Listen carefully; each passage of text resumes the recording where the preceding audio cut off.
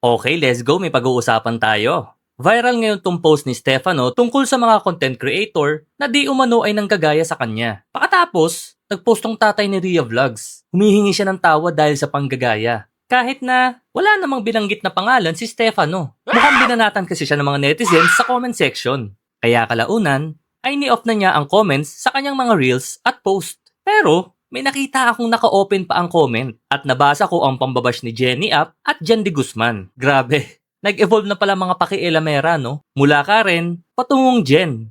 Narration ng bashers. Agad namang pinagtanggol ni Bustoyo si Rhea Vlogs. Mga tanga pala kayo eh. Ha? Hindi panggagaya yun. Nasa Pilipinas tayo. Hindi mo pag-aari ang Pilipinas. Ha? Kuwang-kuwang kayo. Kayo yung mga tao walang mararating. Ha? Hirap kasi sa inyo. Hindi kayo gumagawa ng paraan para masenso ang buhay nyo. Kaya nagsasabi, walang ordinatis. Ganun pa rin yung mindset nyo. Lala ko pa kayo sa inyo kahit sabihin nyo kahit nagagaya pa si Rhea or what. Ha? Nagagaya siya? Anong epekto kung nagagaya? Ha? Anong grabe reasoning? Dahil sa panggagaya?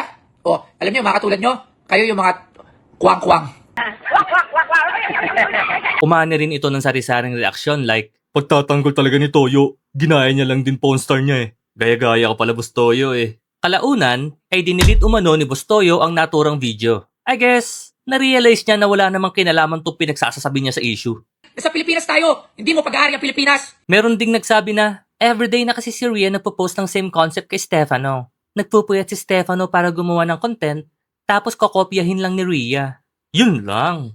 Wag mo kasing gayahin lahat. Gumawa ka naman ng sarili mong konsepto. Bumanat naman si Sir Jack at tinanong kung sino ba yung Stefano.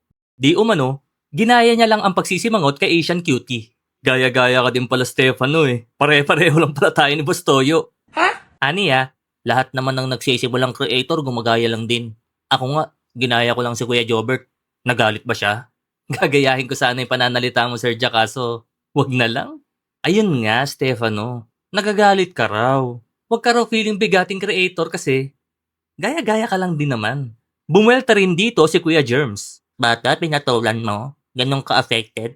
Masyado mataas tingin mo sa sarili mo. To put down a young aspiring vlogger is wrong. Kaya nga, ba't mo kasi pinatulan, Stefano? Tamo, nabulabog mo tuloy pati yung natitirang 0.1% ng germs na hindi napatay ng Green Cross. Paliwanag naman ng isang netizen, ang punto ni Stefano ay be unique. Okay lang gumaya ng content na nagtitrend.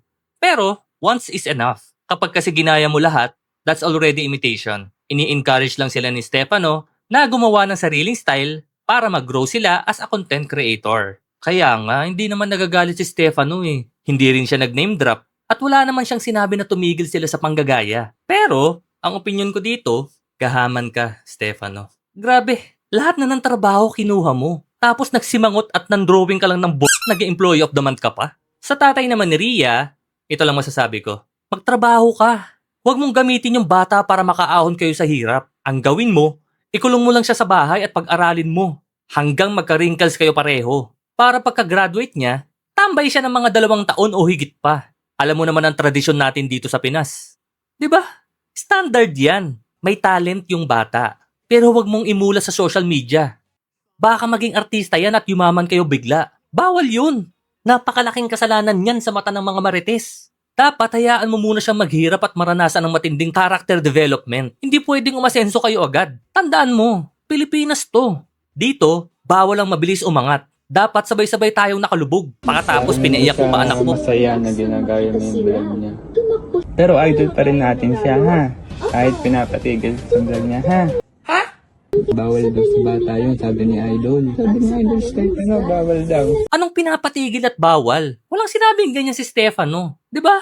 Ikaw ang nagpaiyak sa anak mo. Kasalanan mo din talaga Stefano. Dapat kasi tinagalog mo. Kidding aside, walang mali sa sinabi ni Stefano. And kay Rhea Vlogs, alam ni Stefano na marami ka pang kayang gawin. Gusto lang talaga niyang lumabas yung buong potensyal mo.